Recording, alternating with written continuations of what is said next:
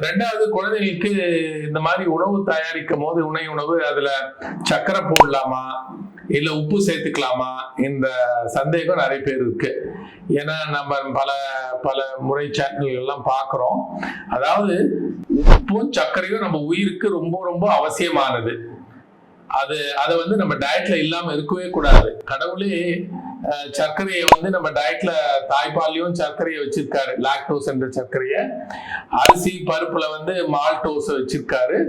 நாம சொல்ற சர்க்கரை நம்ம சுகர் கேன்ல இருந்து தயாரிக்கப்பட்ட, கரும்புல இருந்து தயாரிக்கப்பட்ட சுக்ரோஸ் என்ற சுகர். இதுதான் நம்ம சுகர் என்ற போது மீன் பண்றோம். இது ஏற்கனவே நம்ம டயட்ல எல்லாம் தேவையான அளவு சுகர், அதாவது கார்போஹைட்ரேட் இருக்கு. அதுதான் நம்மளுக்கு